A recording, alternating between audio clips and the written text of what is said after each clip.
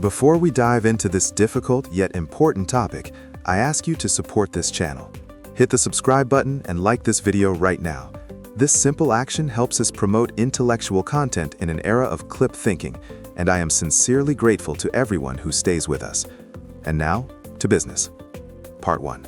The Trap of Successful Success. Look around. Open the feed of any social network. What do you see? Perfect bodies, millions in accounts, endless travel, and constant snow-white smiles. We live in an era of the dictatorship of happiness. Modern culture has formed a glossy picture that screams to each of us, if you are not happy 24/7, if you are not productive every second, if you are not achieving ambitious goals with the ease of a playing child, then something is wrong with you. This is the world of so-called successful success. But behind this facade hides a dangerous psychological mechanism. We are instilled with the idea that negative emotions are a sign of weakness or incorrect thinking. Coaches and motivational speakers repeat the mantra, think positively, push away bad thoughts, just believe in yourself and the universe will give you everything. But what really happens when a person, following this advice, encounters harsh reality? When there's a layoff, a breakup, or the loss of a loved one? The cult of positivity forbids you to feel pain. It forbids you to be human. Instead of experiencing grief, disappointment, or fear, you are forced to put on a mask of well-being. You suppress your true feelings because they don't fit the mold of a successful person. Psychologists call this toxic positivity. It is the denial of reality in favor of an illusion. And this illusion is destructive. Constant comparison of your real, complex, multifaceted life with the retouched showcases of others' achievements gives birth to a chronic sense of inferiority. You look at 20-year-old millionaires and feel like a failure. You see ideal families, and your loneliness or domestic quarrels seem unbearable. Instead of inspiration, you receive a powerful dose of cortisol and growing anxiety. The paradox is that the desperate pursuit of happiness becomes the main cause of unhappiness. By forcing yourself to experience only the right emotions, you enter a war with your own psyche. Suppressed aggression, sadness, and fear do not disappear. They accumulate inside, turning into apathy, burnout, and deep depression. The trap of successful success makes us fragile. A person raised on the idea that life should be a continuous celebration breaks at the first serious blow of fate. They are not ready for difficulties because they were taught to ignore them, not to overcome them. We have forgotten how to suffer with dignity. We have forgotten how to accept failures as an integral part of the journey. And this is where the root of the problem we will be analyzing lies. Toxic motivation does not give strength. It takes it away, substituting real actions with sweet fantasies. Let's look under the hood of this shiny success machine. Why, after watching another video about waking up at 5 in the morning and conquering the world, do we feel such a surge of energy without even getting off the couch? It's all about neurobiology, or more precisely, the mechanism I call cheap dopamine credit. Our brain is an astonishingly complex, yet easily deceived instrument. From an evolutionary perspective, it's not always important whether you actually killed a mammoth or just vividly imagined it in detail. When a charismatic speaker from the stage or screen shouts at you, "You can do anything," and makes you visualize your future success, your limbic system reacts instantly. You get a powerful release of dopamine, the hormone of reward anticipation. The brain believes the task is already completed, social status is elevated, and resources are accumulated. You feel euphoria, satisfaction, and peace. You feel like a winner having done nothing. But every easy credit is followed by a cruel reckoning. This is the dopamine swing. As soon as the video ends, or an hour after the seminar, brain chemistry begins to return to baseline, often even falling below normal. You look around and reality hits you hard. The dirty dishes in the sink haven't disappeared, the complex work project didn't write itself, and the bank account hasn't grown. The contrast between the chemical euphoria you just experienced and the grayness of everyday life causes a painful rebound, similar to a hangover. Apathy, irritation, and guilt appear. And to drown out this inner void, your hand instinctively reaches to play the next motivational video. This is a classic addiction loop, fundamentally no different from sugar or gambling addiction. We become inspiration addicts, consuming content not for learning, but for pain relief. The second fundamental problem of toxic motivation is an aggressive, almost pathological denial of reality. The modern success industry sells us the idea of absolute omnipotence.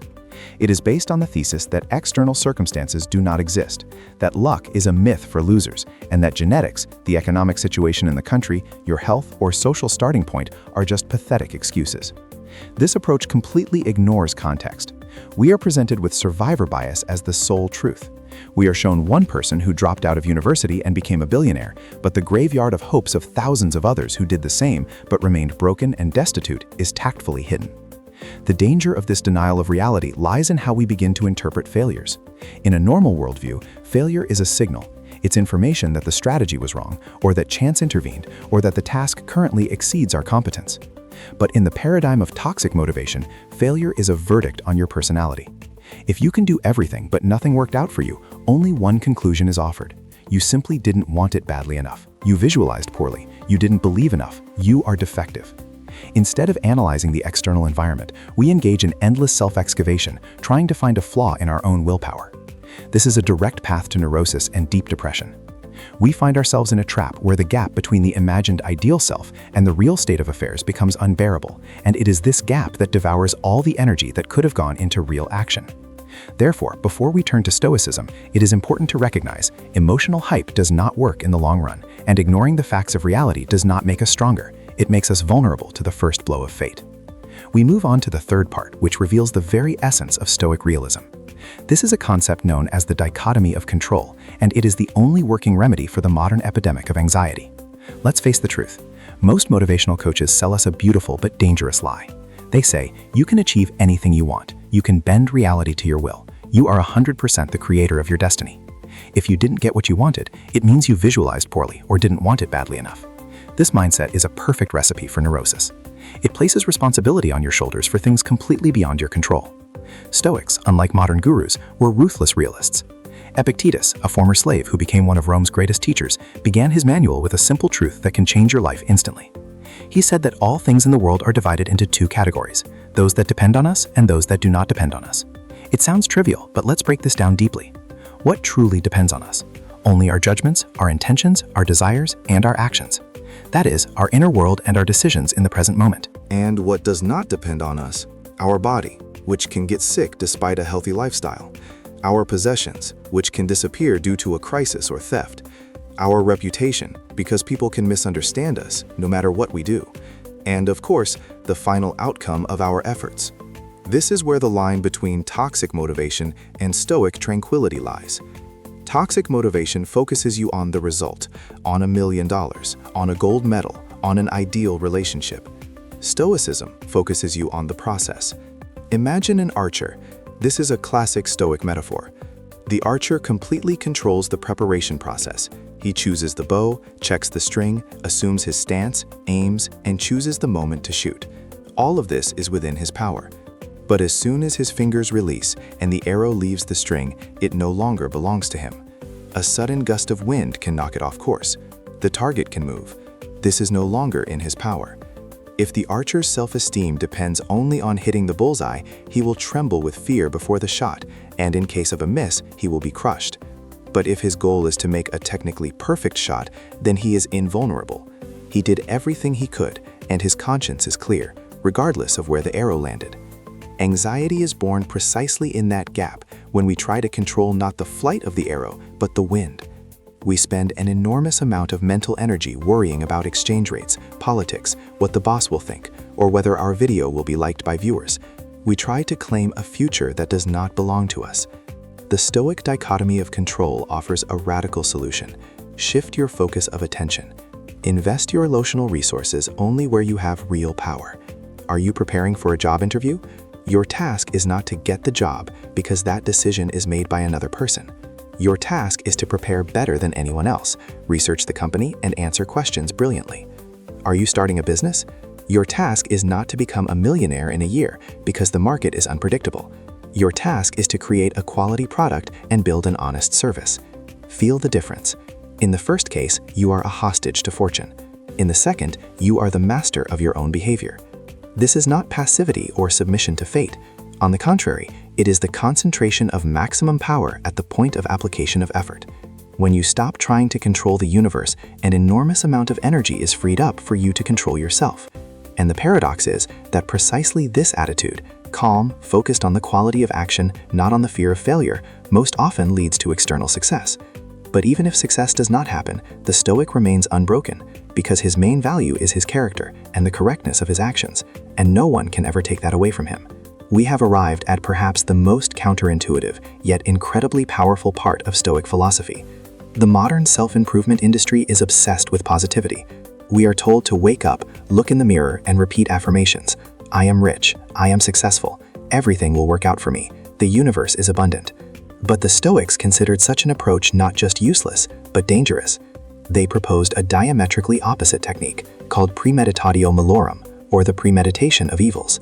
Let's understand why the rose-tinted glasses of toxic motivation shatter inward at the first collision with reality. When you visualize only success, you emotionally relax. Your brain, having received a dose of dopamine from fantasies, believes that the goal has already been achieved. But life is chaotic. When the inevitable setback occurs, a market crisis, a layoff, illness, or betrayal, a person pumped up with affirmations finds themselves in a state of shock. They are not ready. Their worldview collapses because there was no place for negativity in it. Seneca said that the blow we have foreseen comes softer. Premeditatio malorum is the practice of visualizing the worst-case scenario. This is not pessimism or whining. This is strategic simulation. In the morning, instead of convincing yourself of your invulnerability, the Stoic asks, what could go wrong? What if my project fails? What if I lose my reputation? What if a loved one turns away from me? Why torture yourself with such thoughts? Firstly, to alleviate fear. Most often, our fear of the future is vague and exaggerated. When you vividly imagine a catastrophe, you suddenly realize it's unpleasant, but it's not the end of the world. I can get through this. I can handle it. You deprive the future of the effect of surprise. You have already lived through this collapse in your head and realize that even on the ruins, you can build a new life.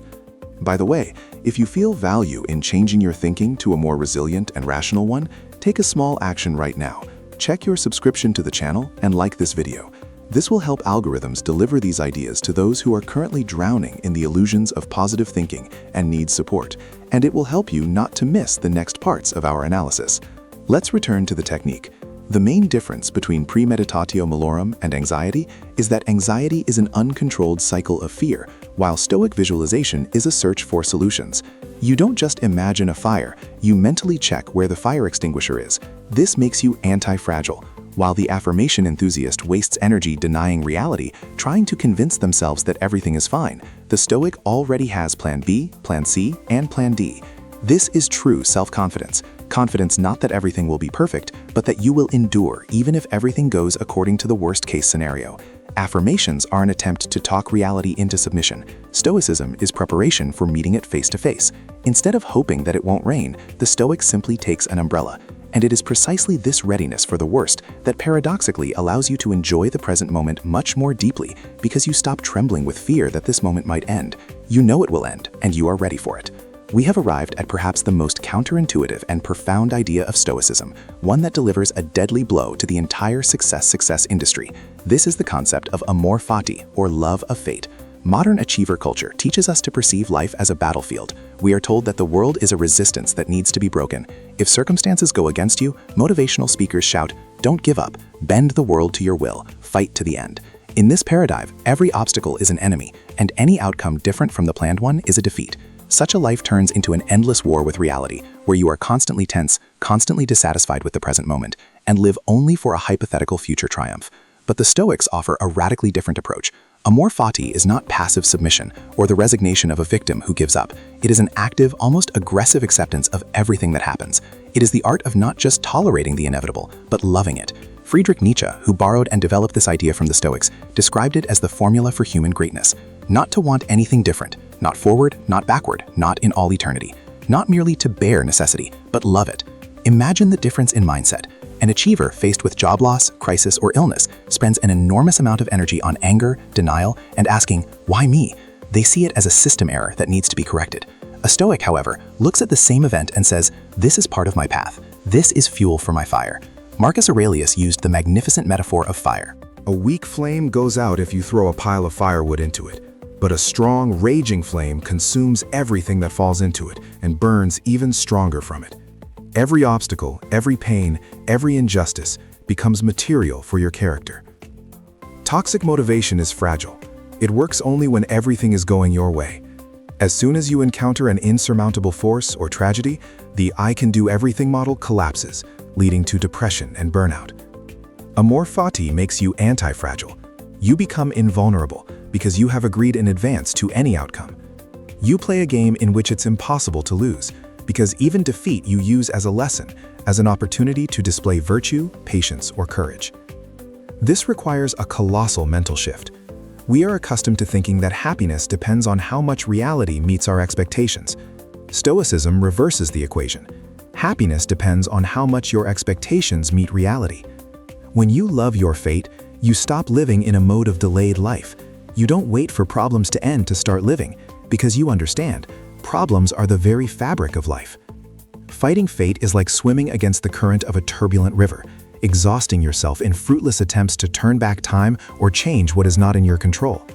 The art of amor fati is to understand the flow of this river and use its energy for movement. This does not mean you do nothing.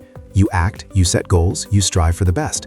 But when reality delivers its verdict, you accept it instantly and without complaint, integrating this new fact into your worldview. In a world obsessed with control and planning, the ability to love the chaos and unpredictability of fate, that is your superpower. While others break under the weight of unfulfilled hopes, you take the fragments of your plans and build something new from them, perhaps even more magnificent than you originally intended. Instead of asking, "Why did this happen to me?" you say, "This happened for me." And it is at this moment that the toxic race for success is replaced by authentic, unshakable inner freedom. We have arrived at the most important part of our conversation. We have already understood why the endless pursuit of external success destroys the psyche, and why toxic motivation is fuel that burns out the engine. Now we face the main question: how to live differently, how to maintain ambitions but not lose oneself. The Stoics' answer is simple and majestic.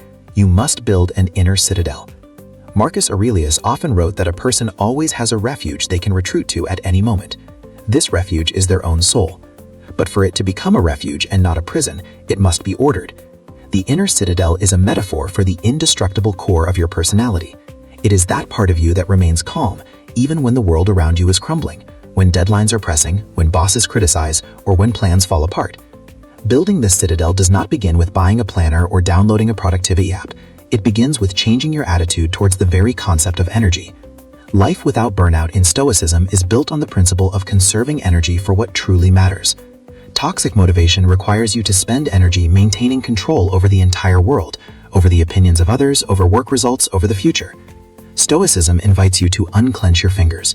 As soon as you stop trying to hold the sky on your shoulders, an enormous amount of strength is freed up for real action.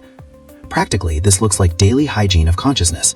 A Stoic's morning begins not with checking the newsfeed, which immediately draws you into others' anxieties, but with preparation for reality.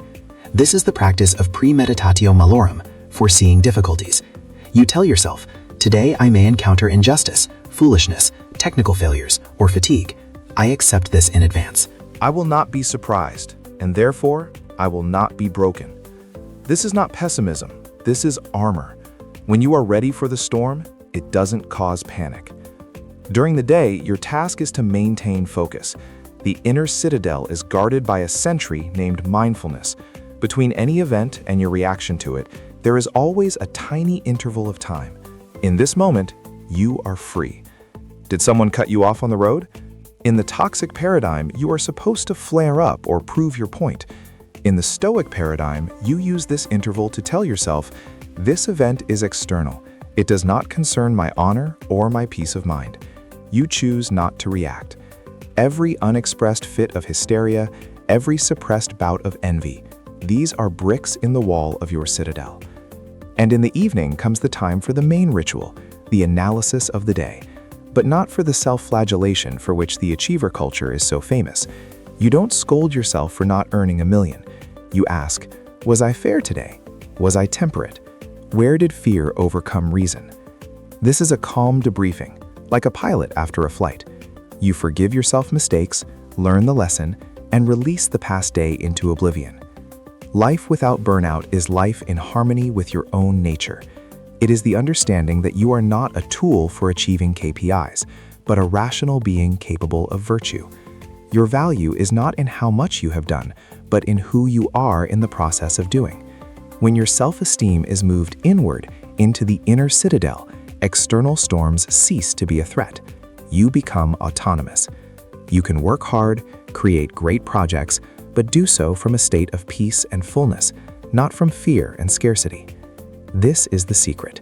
A Stoic is effective not because they are afraid to lose, but because they are invulnerable to defeat.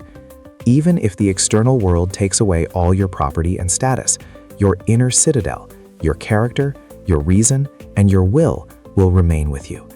This is true freedom. This is true healthy motivation that doesn't burn out because its source is within you. Thank you for walking this path with me. If these ideas resonated in your heart, if you feel that it's time to exchange the endless race for a conscious life, take the first step right now. Subscribe to the channel so you don't miss new videos on philosophy and psychology. Like this video.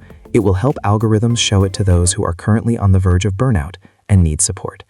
And be sure to write in the comments which Stoic practice seems the most difficult to you and which is the most necessary. Let's discuss. See you in new videos.